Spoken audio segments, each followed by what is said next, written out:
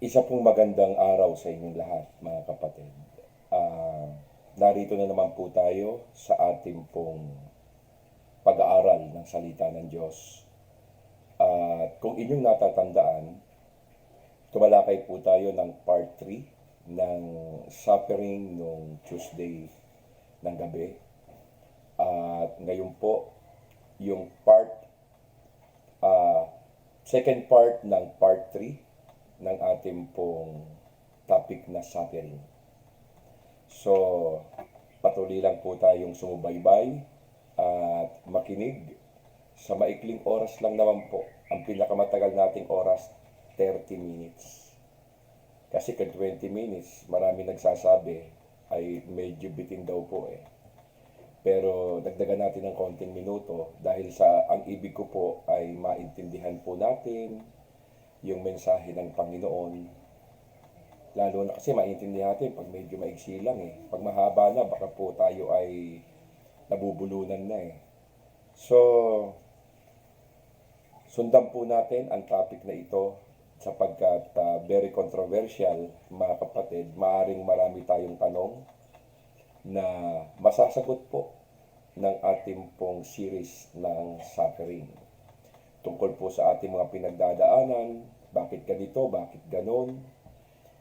Ngayon po, kung napanood nyo po yung first part ng part 3, napakaganda po ng ating pong mga question doon tungkol po sa ating mga ginagawang mabubuti pero bakit masasama po yung nararanasan natin. Di po ba dapat kung maggawa ka ng mabuti, mabuti rin po yung ating nararanasan, pero bakit minsan baligtad, mga kapatid? Okay? So tuloy tayo. Ang ating subject, suffering po, mga kapatid. Meron tayong topic. Ang topic po natin, uulitin ko po, God turns bad things into good. Ulitin ko, God turns bad things into good. Sa Tagalog po, ginagawa ng Diyos ang anumang masamang pangyayari na maging mabuti. Ginagawa ng Diyos ang anumang masamang pangyayari, masamang nagaganap. Meron po pala siya plano dyan eh. Patungo sa kabutihan, mga kapatid. So, ang ating last na verse na ating pong nabasan noong Tuesday, yung first part ng part 3, ay ito pong kay Joseph sa the book of Genesis. Tutuloy lang po natin yung part 3, no? Genesis chapter 50 verse 20. Uulitin ko lang po yung pagbasa. Sabi nga ni Joseph sa kanyang mga kapatid na umargabyado sa kanya, sumalbahe. Sabi po dito, masama nga ang inyong ginawa sa akin. Subalit ipinahintulot iyon ng Diyos para sa kabutihan. At dahil doon ay naligtas ang marami. May mga bagay palang ipinahihintulot ang Diyos kahit masama. Masama, katulad ngayon, ang sama ng ating panahon. At ito po ay isang batayan na ipinahihintulot po pala ito ng Diyos. Lahat ng masama, pinahihintulot. Kasi pag masama, permissive will po yan eh. Permissive will. Pinahihintulutan kasi magiging questionable po sa atin yan. Kaya pag masama, permissive will. Pag mabuti, God's will yun, mga kapatid. So, pinahintulot yun ng Diyos para sa kabutihan ko, sabi po ni Joseph. Kasi isipin ninyo, naging prime minister ng Egypt. Ikalawa, sa makapangyarihan. Una si Potiphar, at ikalawa, siya sa buong Ehipto. Nangyari sa kanya yung masama sapagkat may mabuting idudulot pala ito sa kanya. Minsan yung nangyayaring masama sa atin, mga kapatid, kabaligtaran eh. May mabuting idudulot. Okay? So, dahil doon, naligtas ang marami. Hindi lang po tayo ang nakakatanggap ng mabubuting bagay sa masamang pinagdaanan natin. Hindi lang tayo ang nakikinabang sa mabubuting bagay. Kung hindi, pati yung mga tao, yung ibang tao, sa nangyari sa ating masama, ang nakikinabang ng kabutihan ibang tao. At tayo rin. Especially. Okay? Why? Because God is sovereign, in control of everything that is happening, good or bad.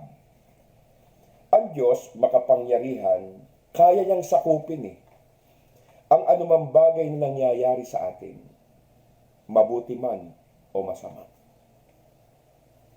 Kaya niyang sakupin yan, mga kapatid. Yan po ang gusto ng Diyos na makita po natin. Para nawawala po yung mga pag-aalinlangan, pagtatanong sa ating isipan, na bakit ganon, gumagawa naman ako ng tama, gumagawa naman ako ng maayos, gumagawa naman ako ng mabuti, pero bakit ang inaani ko masama? Okay? So, yan yung mga tanong natin na dapat pong masagot para patuloy po tayo sa paggawa ng tama, mga kapatid, at hindi tayo magsawa. Sabi nga ng Bible, huwag kayong magsawang gumawa ng mabuti. Sabi ng Galatia, mga kapatid. So, yan ang gusto ng Diyos. Makita natin, oo nga, mananagot ang tao. Dahil sa mga kasalanang ginagawa nila. Yes. Pero, dito sa kwentong ito, tungkol kay Joseph na ating natalakay, malinaw na malinaw sa buhay ni Joseph na yung anumang masasamang nangyayari sa atin, kung makikita natin yung istorya ni Joseph, malinaw po, mga kapatid, na yung mga nangyayari sa atin dahil sa masamang ginawa ng ibang tao sa atin ay hindi makahahadlang upang matupad at masunod yung plano, pangako at kalooban ng Diyos sa ating buhay. Okay? Hindi po yun magiging hadlang, yung masamang ginawa sa atin ng ibang tao, mga kapatid.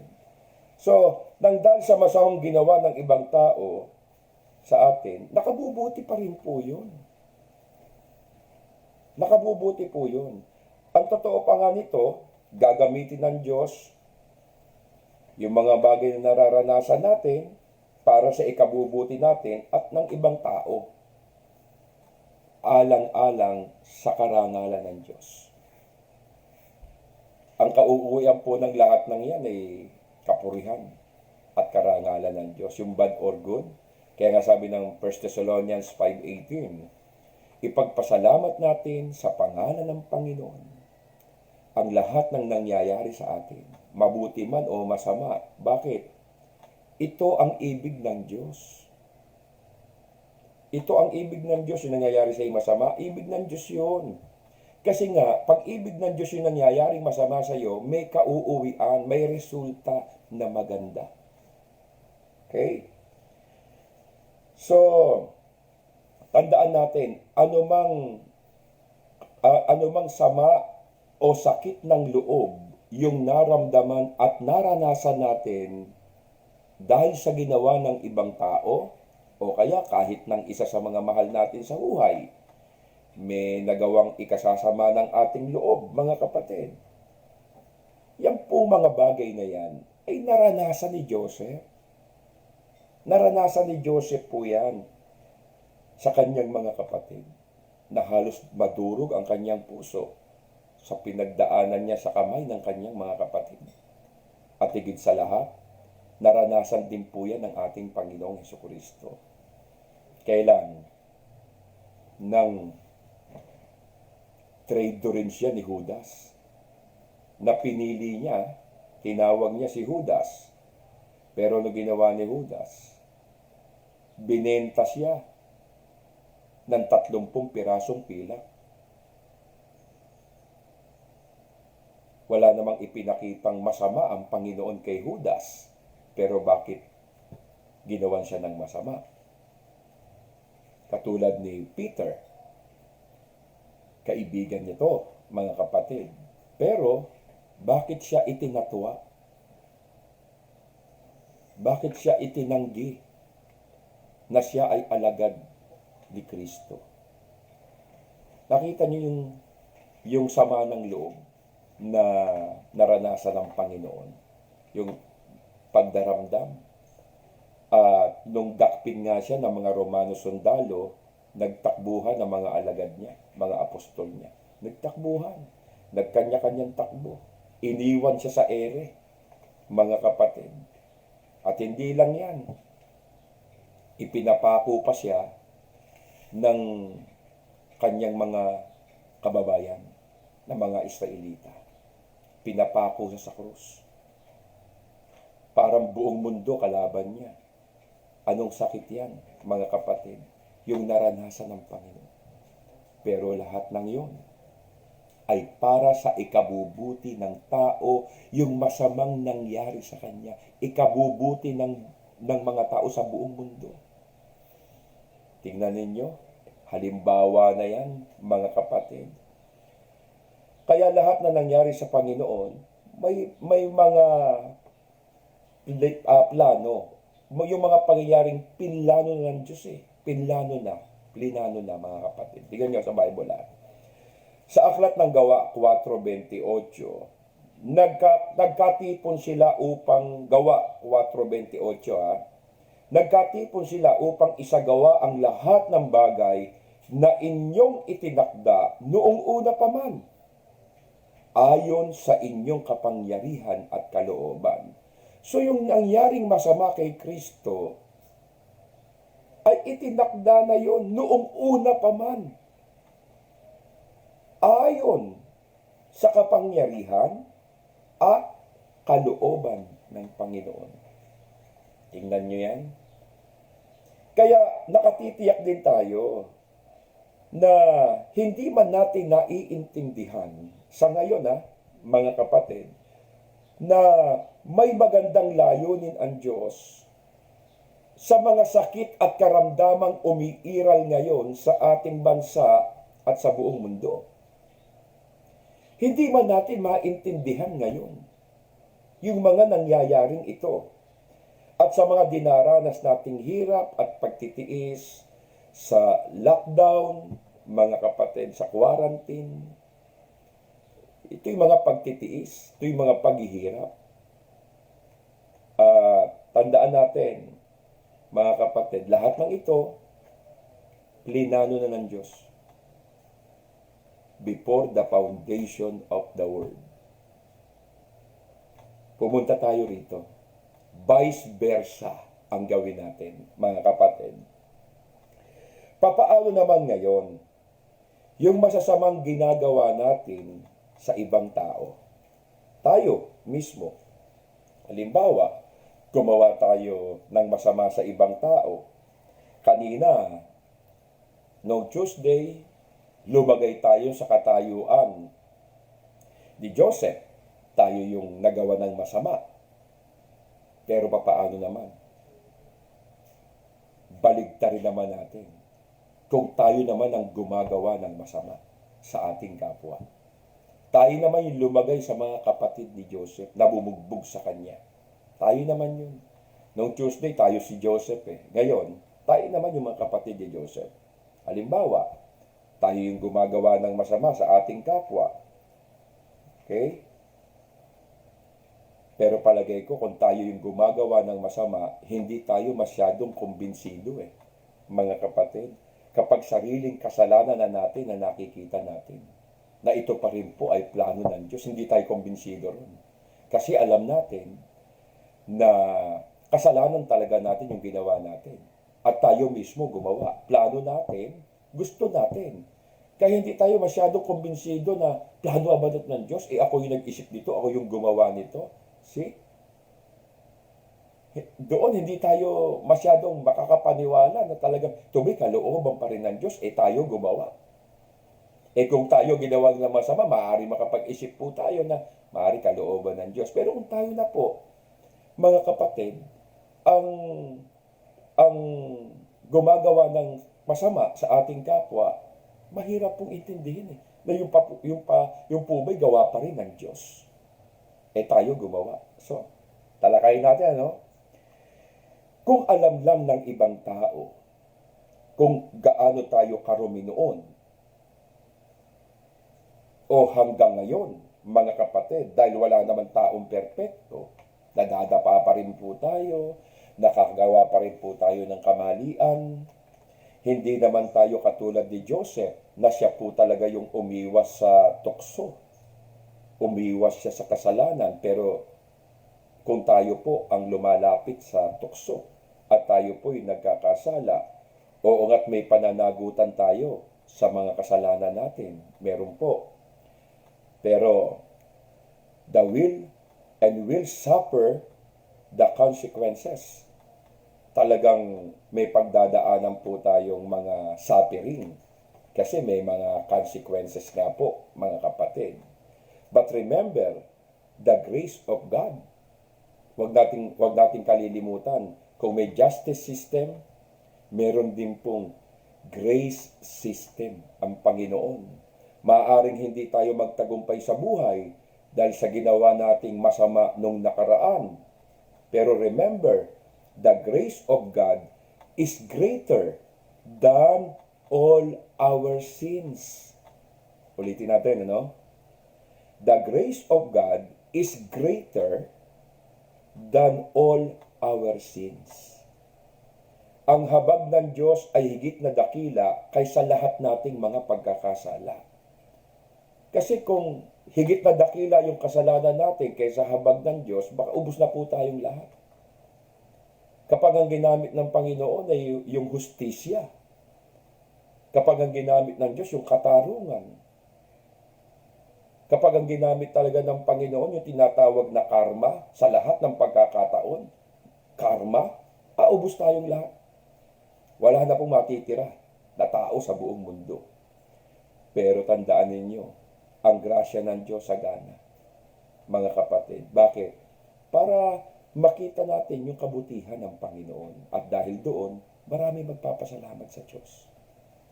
Dahil sa mga pagkakataong ibinigay ng Diyos sa mga taong nagkakamali. Okay. Alam nyo, may mga kwento sa Bible na very sensitive. Sensitibo mga kapatid. Na lalo na sa mga Kristiyano, hindi palabasan ng Bible kasi minsan di nila alam to. Pero sensitibo, no? Tulad ng maraming kwento sa Lumang Tipan. Sa Book of Genesis, lalo na, mga kapatid. Katulad dito, tingnan ninyo. Mga kwento sa Bible na para bang sana hindi na sinulat. Halimbawa, natuklasan natin, nalaman natin, nabasa natin sa Bible. Si Noe, na pinili ng Diyos. Nalaman natin, lasinggero pala. Si Noe, lasinggero? Opo, lasinggero. Eto pa, nang magkaanak po si Abraham sa hindi niya asawa. Di naman niya asawa, pero nagkaanak siya At ang naging anak niya, si Ismael. Kaya nga nagkaroon po ng Muslim country. Nahati po sa dalawa, Kristyanismo at Muslim, mga kapatid. Kasi nagkaanak nga si Abraham sa ibang babae.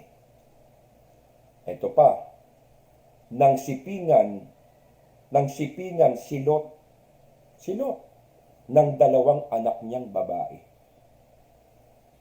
Sipin nyo, sinipingan si Lot ng anak niyang babae, nilasing si Lot. Tapos sinipingan ng dalawang anak niyang babae. Ito pa. Sinipingan ni Ruben ang nanay ng kapatid niya. Kapatid niya sa ama. Yung nanay ng kapatid niya sa ama, sinipingan ni Ruben. Sa Book of Samuel, mababasa rin natin na si King David, mga kapatid, ay nagkasala ng adultery at saka murder. Sipin ninyo, pinapatay niya si Urias. Si Urias na kanyang general. Pinapatay niya sa digmaan. Patayin niyo yan. Bakit? Para maangkin niya si Bathsheba, yung asawa ni Urias. Para maangkin niya yun Kasi malaki pagkakagusto niya kay Bathsheba. na siyang naging ina ni Haring Solomon. Sipin nyo, at nang si Haring Solomon po ay naging hari, si Solomon naging hari, nag-asawa ng 1,000. Yung 300, kalahi niya. Pero yung 700, hindi niya kalahi. Iba't ibang Diyos, iba't ibang religion yun eh. Nagkasala ng malaki. Si Solomon, mga kapatid. So, bakit nangyayari ito? Magtatanong tayo bakit nandito sa Bible ang mga ganitong kwento na hindi magandang basahin? Ito sagot. The Bible is brutally honest about the simple condition of man. Brother, ulit natin. I repeat. The Bible is brutally honest about the simple condition of man. Ang Biblia po matapang na nagsasalita, matapang na nagsasabi ng totoo tungkol sa kasalanan na kalagayan ng tao, at kasama tayo ron, mga kapatid.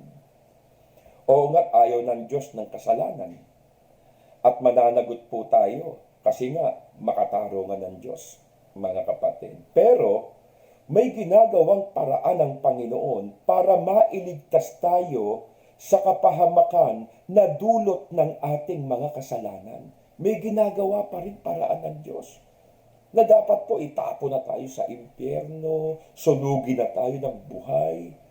Pero tignan nyo ang Diyos.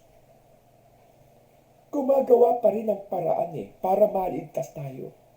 Mga kapatid, hindi tayo dapat maniwala sa karma Kasi merong Diyos na nagpapahintulot ng masama sa ikabubuti ng tao. Kaya yung karma hindi sa lahat ng pagkakataon, hindi sa lahat ng panahon ay umiiral po yun, mga kapatid. Kasi may mga nangyayaring masama sa ating buhay na talagang plinano ng Diyos na mangyari sa atin yun. Kasi may purpose. Kaya, He is sovereign over all and He is gracious. He did not give us as our sin deserve. Ang Diyos makapangyarihan sa lahat. Siya po may pagbiyaya. Hindi siya sumusuko na harapin ang mga kasalanan natin na dapat tayo po humarap. Ano yung binayaran niya sa krus? Kasalanan natin yun Siya nagbayad Dapat tayo nagbayad. Pero bakit siya nagbayad? Dahil may plano siya doon sa kasalanan na gawa natin para mapabuti tayong lahat. So, katulad ni Jacob, hindi ba dinaya ni Jacob yung kapatid niyang si Esau? At dinaya rin po ni Jacob yung tatay niya. Kung nababasa niyo yan, mga kapatid. Pero bakit siya pa pinagpala ng Diyos? Mandaraya, dapat parusahan yan Mandaraya. Pero bakit siya pa pinagpala ng Diyos? Dapat ang pagpalain ng Diyos, yung dinaya.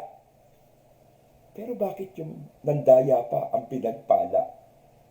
Masasabi ba natin hindi makatarungan ng Diyos? Hindi matuwid ang Panginoon? Hindi po. Bakit? Dahil plano ng Diyos yun. Yung masamang ginawa niya kay Esau. Kasi hindi mabubuo istorya Mga kapatid, dugtong-dugtong yan Pinaglakip-lakip ng Diyos yan. Bad or good. Para masunod yung plano niya sa buhay ng tao na pinangyarihan ito at sa mga tao na mga darating. Sa mga taong tinawag niya. Paglalakip-lakipin po niya yan. Hindi natin maintindihan yun. Basta maniwala lang po tayo na may ginagawa po Panginoon. Tingnan nyo, alam ni Jacob ang plano ng Diyos. Na kay Jacob yung plano ng Diyos, na kay Jacob. At hindi kay Esau, mga kapatid, na kay Jacob. At dapat matupad ang plano ng Diyos. And because God is gracious, kahit na sa panahong gumawa tayo ng masama, gagamitin pa rin yun ng Diyos. Yung ginawa nating masama para baguhin ang ating pag-uugali. Pinahihintulot ng Diyos yung ginawa nating masama para mabago ang ating pagkatao, mabago yung ating buhay. Kasi wala naman pong tumayo na hindi nadapa. Sa pagtayo niyan, doon matututo yun, mga kapatid. Parang mahirap unawain, pero ito yung totoo. Dahil bago pa gumawa ng masama, bago pa gumawa ng mabuti, si Jacob, pinili na siya ng Diyos. Anong nauna? Yung paggawa niya ng masama o yung pagpili sa kanya? Tingnan niyo ha. Yung paggawa niya ng masama, mga kapatid, yung pandaraya niya, nahuli yun. Ang nauna, yung plano. Ang nauna, yung pagpili sa kanya. Bago pa sa isilang sa mundong ito, nakaplano na lahat. Pati yung gagawin niyang pandaraya, nakaplano na po yun.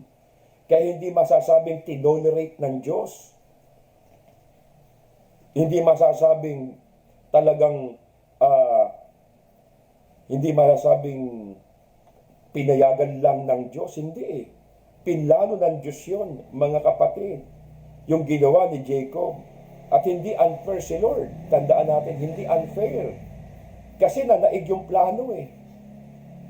Hindi yung kabayaran ni Jacob sa kanyang kasalanan. Sapagkat yung gumawa ng ginawa ni Jacob, yung gumawa nun, ay Diyos.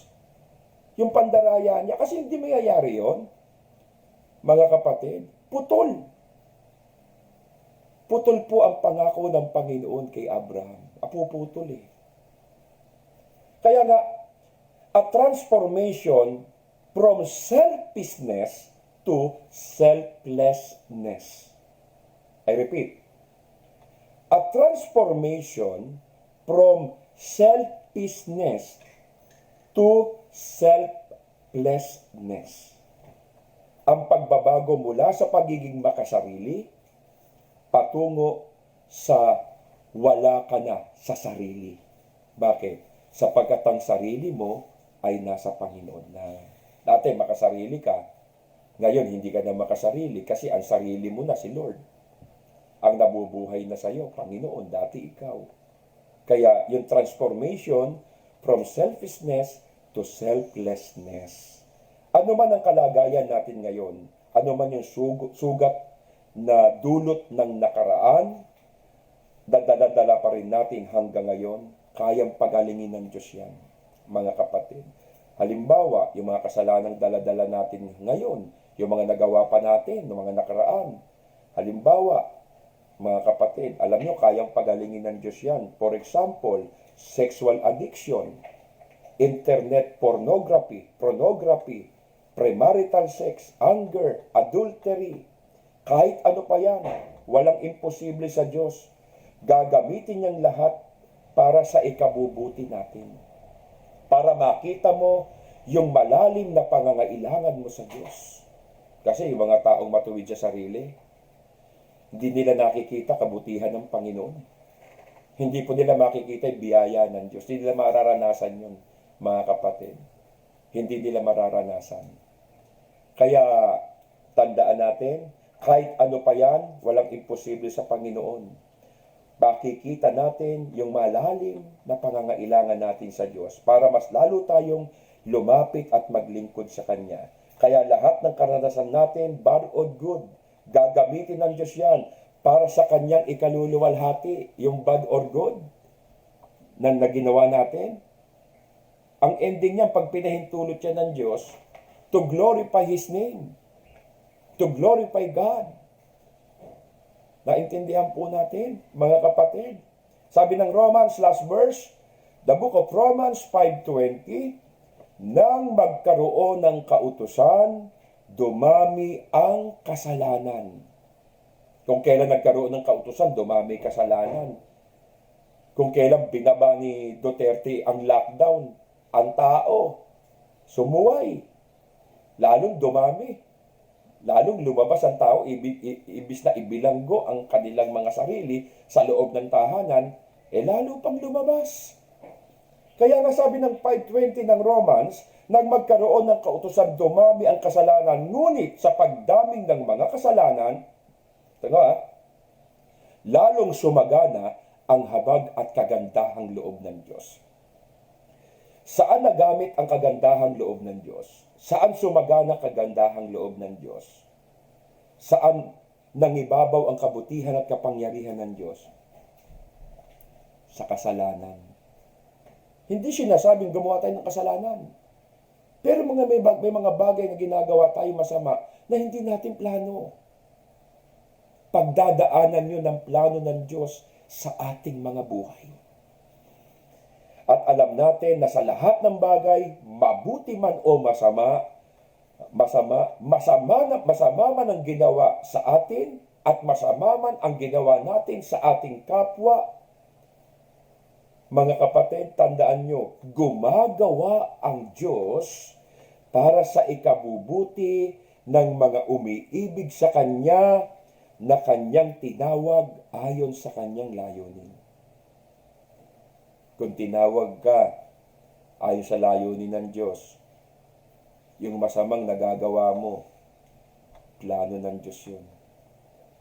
Yung ginagawang masama ng mga tao sa Bible, nakita ninyo, plano rin ng Diyos yun.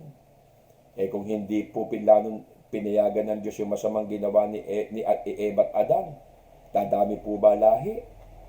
So, tignan pa rin po natin mga kapatid, kung yung masama ay gawa ng Diyos o gawa lang ng isang tao.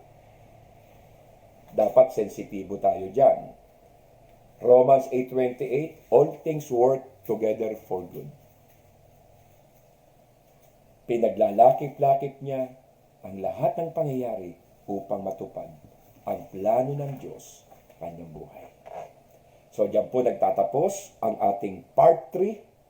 Mga kapatid, subaybayan nyo, mas pinaganda pa ang part 4. Okay? Huwag nyo pong kalilimutan subaybayan. Tiyak na marami po tayong matututuhan. Lahat ng ating mga tanong sa buhay, lahat ng ating agam-agam, pag-aalinlangan, tandaan po natin, may sagot na po, mga kapatid. Makinig lang po kayo. Okay? Sunday, huwag nyo kalilimutan ng Sunday, mga kapatid, sa hapon. Mangyayari yun. 2:00 ng hapon. Okay? Tutok na po tayo. Online worship service. Ang ganda ng mensahe natin. Ng mensahe ng Panginoon. Marami po tayong matututuhan. At masasagot kung bakit merong pong COVID-19. Okay? Pray nyo po ako na patuloy tayong bigyan ng Panginoon ng kaalaman at karunungan at malaman po natin ang kanyang kalooban. Pagpalain po kayo ng Panginoon. God bless all.